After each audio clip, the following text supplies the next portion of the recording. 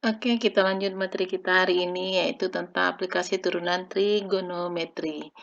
Nah, kali ini kita akan mempelajari tentang aplikasi turunan fungsi trigonometri, khususnya kemonotonan fungsi, yaitu menentukan interval fungsi naik dan interval fungsi turun.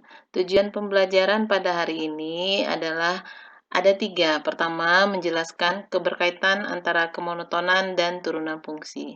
Yang kedua, nanti kamu harus bisa menentukan interval fungsi naik atau interval fungsi turun pada fungsi trigonometri. Dan ketiga adalah untuk menyelesaikan masalah yang berkaitan dengan interval kemonotonan. Nah, sebelum kita masuk ke intinya, kamu lihat dulu gambar berikut. Jadi, kalau kita bicara tentang kemonotonan fungsi, maka itu berkaitan erat nanti untuk menentukan interval di mana fungsi itu naik, di mana fungsi itu turun. Nah, silakan perhatikan gambar berikut. Kalau kita perhatikan di gambar ini, maka akan kita lihat ada titik maksimum, ada titik minimum, kemudian ada beberapa interval yang diberikan.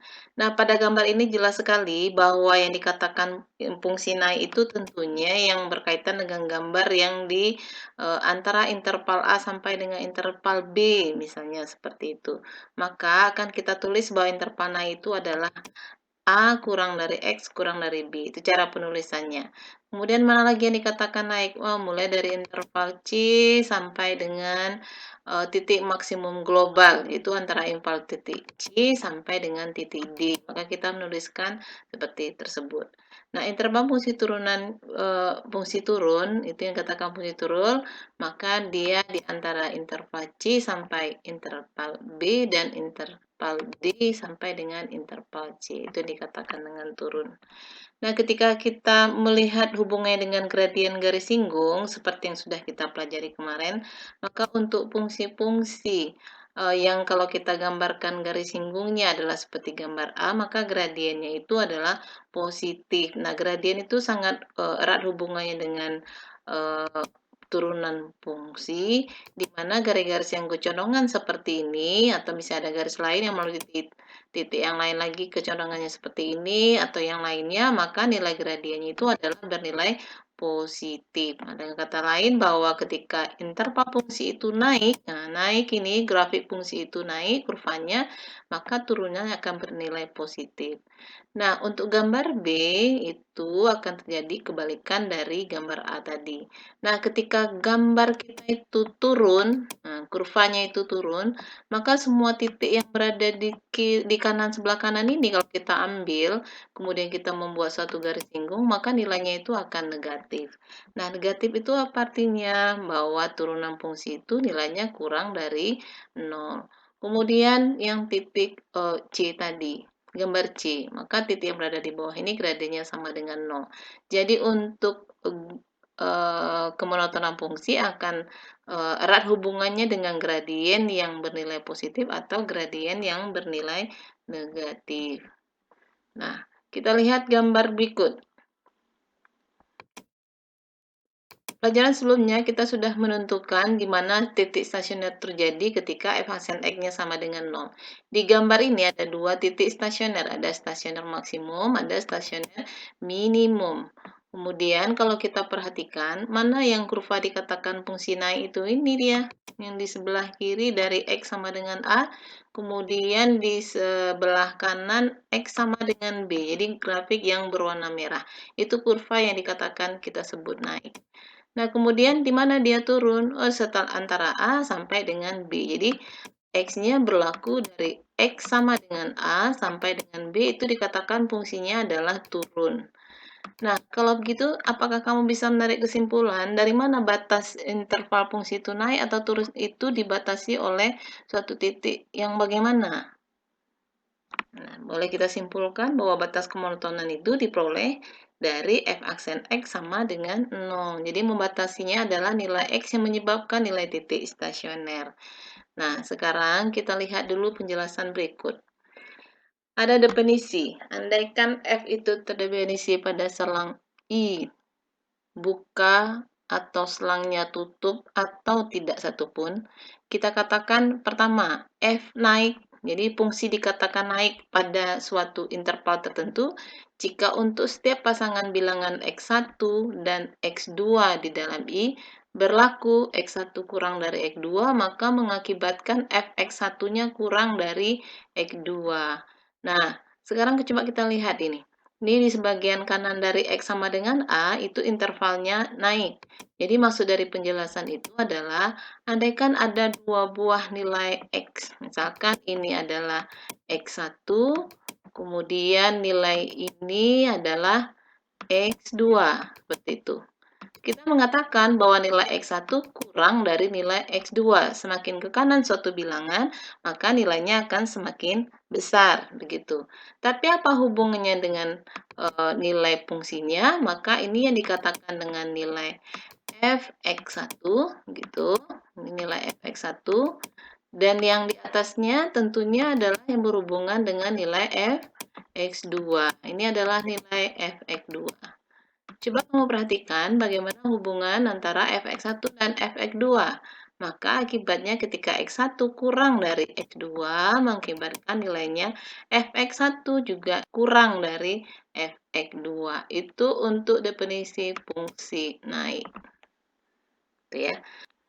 Kita akan lihat pula definisi untuk fungsi turun. Jadi kalau kalian lihat gambar berikut, andaikan ada dua buah nilai X, katakan di titik ini adalah nilai X1, kemudian yang di sini ada nilai X2, ya. Maka pasangan dari X1 dan X2 itu kita petakan oleh fungsi Y sama dengan fx, maka nilainya adalah fx1 dan fx2. fx2. F1, kemudian satu lagi adalah nilai fx2, seperti itu. Nah, sekarang coba kamu perhatikan. Kalau kita bandingkan nilainya, maka nilai x2 di kanan dari nilai x1. Artinya nilai x1 kurang dari nilai x2. Tapi apa akibatnya jika kita lihat perbandingan nilai x1 dan nilai x2? Ternyata nilai fx1 semakin tinggi suatu nilai, maka nilainya juga semakin besar untuk di sumbu X. Sehingga fx1 kalau kita bandingkan dengan fx2, maka tanda yang harus kita letakkan adalah tanda lebih besar. Nah, ini untuk definisi fungsi turun. Ulang, jika x1 kurang dari x2, tapi menyebabkan nilai fx1 lebih dari fx2, maka pada interval itu disebut fungsi turun. Nah, yang berikutnya monoton murni pada interval tertentu jika fungsi itu selalu naik atau selalu turun. Sekarang ada teorema kemonotonan. Andaikan F kontinu pada selang I, jadi tidak ada titik yang terputus, semuanya kontinu, maka F dikatakan naik jika F aksen naik. Nah, sekarang kita mencoba mengambil teorema itu berhubungan dengan nilai F-nya tadi. Jadi, ketika fungsi itu dikatakan naik, maka F aksen X-nya lebih besar dari 0. Artinya apa? Ketika titik pada sumbu X yang membatasi, katakanlah ini A, maka ketika kita ambil X belum nilai A di sini, berapapun nilai X-nya, dan kita substitusikan ke dalam fungsi F aksennya, maka menyebabkan nilai turunan fungsi itu lebih dari 0. Sementara fungsi itu kalau kita katakan turun, kita ambil warna yang berbeda, kita perhatikan pula di sebelah kanan ini, jika kita uji nilai X yang berada di sumbu X dan nilainya itu setelah bilangan A, misalkan A 30 derajat mungkin, maka kita mengujinya misalnya untuk angka 45 derajat dan seterusnya, dan kita substitusikan ke dalam fungsi F aksennya, maka akan mengakibatkan nilai F aksen X itu kurang dari 0. Jadi itu cara untuk menguji nanti di mana interval fungsi naik dan di mana fungsi interval itu turun. Dengan demikian, maka dapat kita simpulkan ada beberapa langkah untuk menentukan interval fungsi naik atau interval fungsi turun. Pertama, tentukan dulu batas interval fungsi naik turun tersebut, dari mana kita lakukan penghitungannya, yaitu dengan menentukan nilai f aksen x-nya sama dengan 0. Olahlah dari persamaan ini sehingga diperoleh nilai x yang menyebabkan titik stasioner yang merupakan batas dari interval itu naik atau interval turun. Kemudian letakkan pada sumbu koordinat. Kemudian yang berikutnya lakukan pengujian ke f aksennya dan berikutnya adalah menentukan intervalnya. Kita akan lihat contoh sebagai berikut. Tentukanlah interval fungsi naik dan turun dari fungsi y sama dengan sin x pada interval 0 sampai dengan 2pi. Maka berdasarkan langkah yang sudah Ibu jelaskan tadi, maka yang pertama adalah kita harus menentukan batas intervalnya dulu. Dari mana kita peroleh? Yaitu dari f aksen x sama dengan 0. Jadi intinya kita menentukan turunannya. Jadi kalau fungsinya adalah sin x, maka turunannya adalah cos x. Berikut, samakan dengan 0. Berdasarkan definisi ini tadi, f aksen x sama dengan 0. Jadi cos x sama dengan 0. Ingat, kalau kamu sudah hafal nilai trigonometri untuk sudut istimewa, kamu langsung bisa menentukan nilai x-nya berapa. Kalau belum, berarti jalankan prosedur seperti yang sudah kita pelajari. Jadi, sudut berapa yang nilai cosnya sama dengan 0, yaitu setengah pi atau 90 derajat dan 270 derajat atau kita tulis 3/2 pi. Langkah berikut adalah letakkan pada garis bilangan. Nah, sebagai berikut. Intinya untuk meletakkan di garis bilangan, susunlah sehingga bilangan yang lebih besar berada di sebelah kanan. Kemudian langkah berikut, lakukanlah pengujian terhadap beberapa titik di beberapa selang. Karena kita mau menguji antara 0 sampai 1/2pi atau 90 derajat, maka kita bisa saja mengambil suatu bilangan misalnya 45 derajat yang mau kita uji, silakan. Atau mengambil 30 derajat juga boleh. Nah, dalam hal ini kita mengambil 45 derajat. Ingat pengujian itu kita lakukan ke turunan pertama. Jadi f aksen 45 sama dengan, tadi turunannya sama dengan cos x, maka kita masukkan cos 45 derajat. Ternyata nilainya lebih besar dari 0. Maka kita beri di mana tadi 45 derajat, kita beri tanda positif. Gitu. Terus langkah berikut, ambil lagi bilangan di antara 1/2pi dan 3/2pi. Nah, dalam hal ini kita mengambil bilangan 120 derajat. Uji kembali ke f aksennya, ternyata nilainya sama dengan min setengah. Min setengah itu kurang dari 0, maka di mana kita ambil tadi 120 derajat, kita beri tanda negatif. Dan begitu juga untuk selang yang berikutnya. Ketika kita sudah bisa menandai, ya, di mana nilai positif, di mana nilai negatif dari turunan fungsi itu, maka kita sudah bisa menyimpulkan. Ingat tadi kalau dia positif berarti fungsinya naik, kalau dia negatif berarti fungsinya turun, kalau positif tadi naik. Nah, sehingga kita bisa menyimpulkan bahwa interval fungsi naik itu ketika f aksen x-nya tadi lebih dari 0, maka kita tulis intervalnya adalah antara 0 sampai dengan 1/2pi, atau yang satu lagi antara 3/2pi sampai dengan 2pi. Gitu. Sementara fungsi turun itu adalah yang bertanda negatif, berarti rentangnya di sini kita ambil antara setengah pi sampai dengan 3/2pi. Itu penjelasan untuk nomor 1. Sekarang kalau kita perlihatkan dengan gambar, ini adalah gambar grafik Y sama dengan sin X atau Fx sama dengan sin X.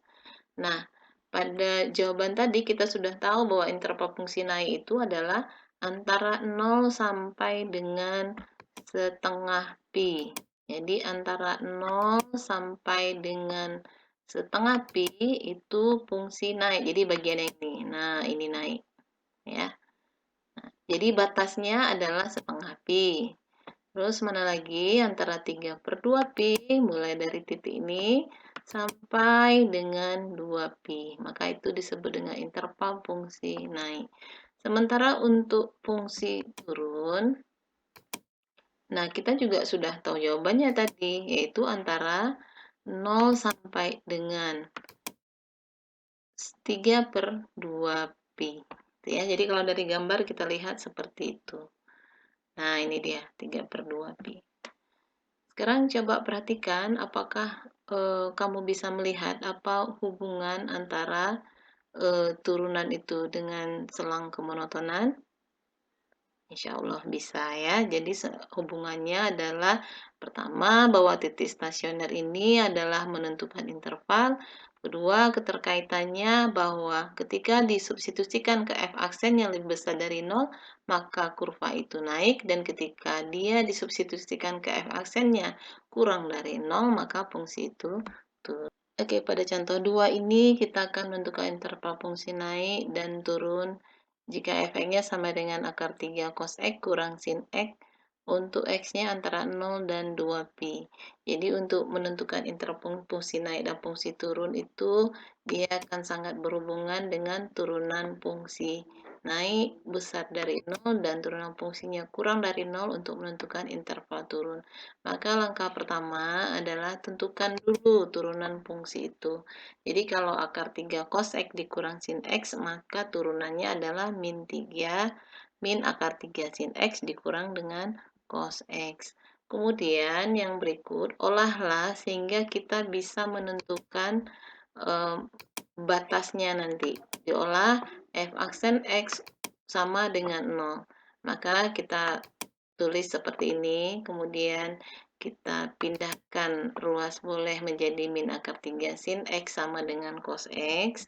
Terus kita lanjutkan lagi, boleh dibagi dengan cos X. Jadi persamaan kiri dan kanan sama-sama kita bagi dengan cos X. Jadi persamaan ini tadi dibagi dengan cos X.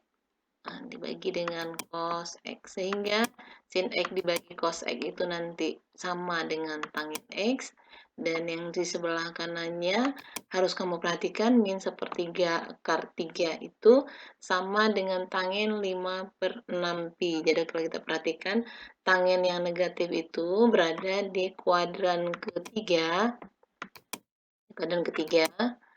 dan di kuadran keempat. Jadi kamu harus pikirkan berapa nilainya yang tangin itu nilainya min setengah akar 3. Itu yang nilainya 5/6pi.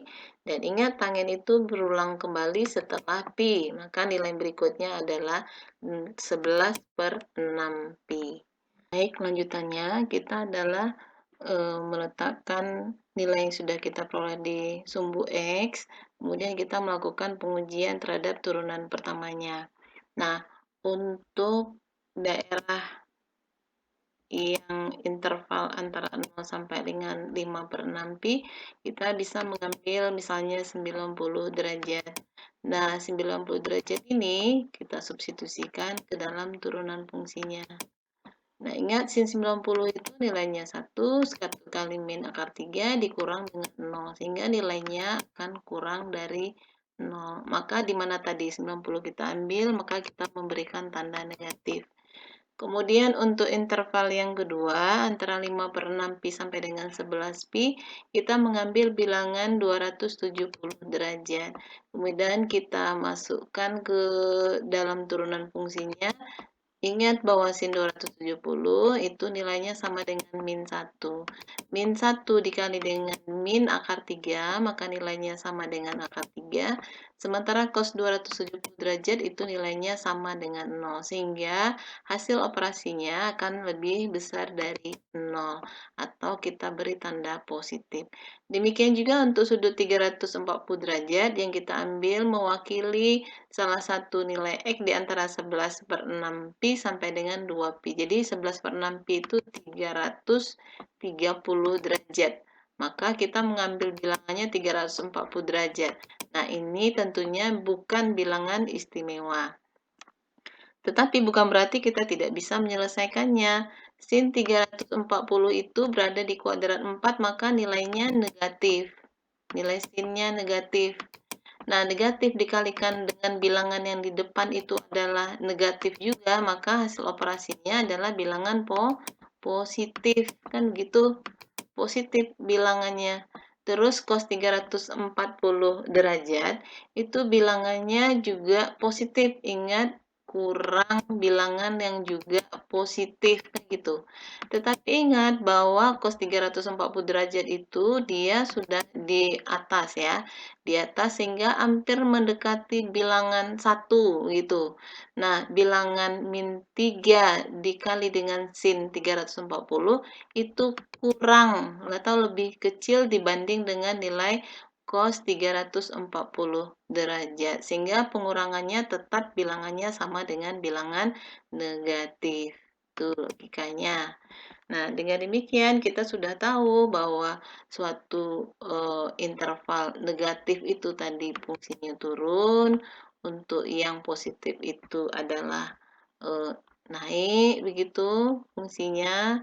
Kemudian untuk bilangan eh, negatif juga turun kembali. Maka kita bisa menuliskan interval fungsi itu adalah naik pada interval 5/6 pi sampai dengan pi per 6, 11/6 pi, dan turun pada interval 0 sampai 5/6 pi, dan juga turun pada interval 11/6 pi sampai dengan 2 pi.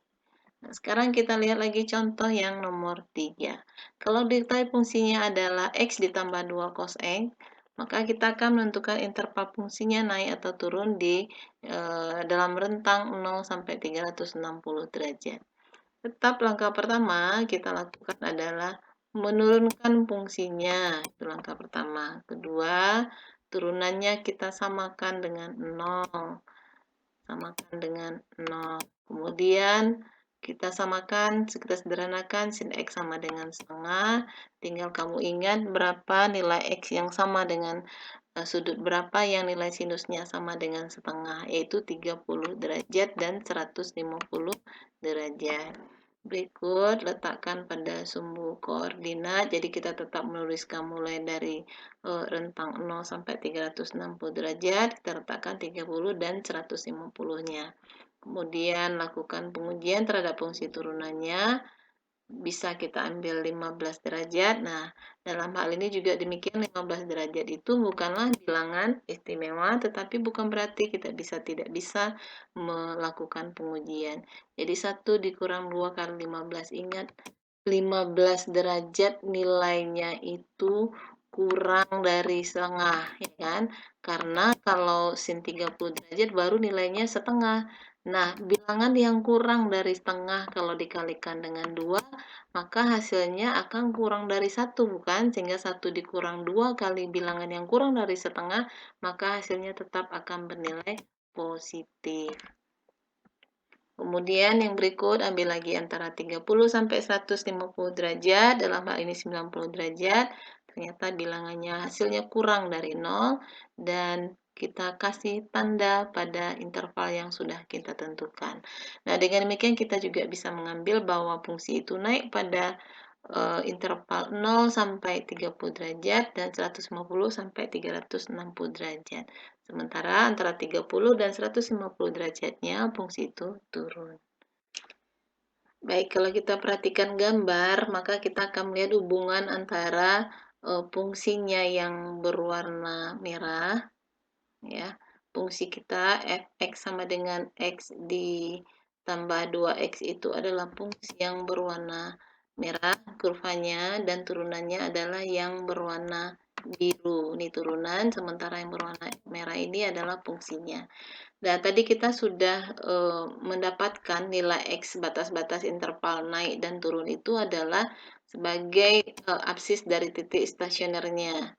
Jadi, ini F aksen X-nya sama dengan 0. Tadi nilai di sini adalah 30 derajat, gitu. Kemudian satu lagi itu adalah di titik ini yang 150 derajat. Nah, kemudian ingat batas yang kita nyatakan dalam soal itu hanya sampai 2 pi saja. Ini, ya. Nah, tuh. Jadi kalau kita perhatikan itu, maka kita bisa melihat bahwa oh iya, antara 0 sampai dengan 30 derajat, maka fungsi kita itu naik. Maka kita tuliskan fungsi naik itu mulai dari 0 sampai 30 derajat. Mana lagi fungsi itu dikatakan naik? Oh ya, mulai dari titik stasioner ini yang 150, ini stasioner dia turunannya sama dengan 0, itu sampai dengan titik yang berikutnya, ini maksimumnya. Tapi yang kita batasi, interval kita tidak sampai ke titik yang ditanyakan ini. Kita hanya menyatakannya sampai yang titik 2pi saja, gitu ya. Jadi kita hanya melihat batas ini saja. Lalu kita menyimpulkan, ya interval fungsi naik itu mulai dari 150 derajat sampai dengan 2pi. Nah, batas ini fungsinya itu adalah kita nyatakan naik. Nah, kalau gitu mana yang turun? Nah, turun tentunya kurva yang bagian yang lain, yaitu yang kita ambil berwarna biru. Jadi antara 30 sampai dengan 150, maka ini kita akan katakan kurvanya itu turun. Itu kalau kita lihat dari kurvanya. Nah, itu penjelasan Ibu hari ini. Semoga kalian bisa paham semua dan bisa mengerjakan latihan yang akan kita diskusikan. Terima kasih atas perhatiannya. Assalamualaikum warahmatullahi wabarakatuh.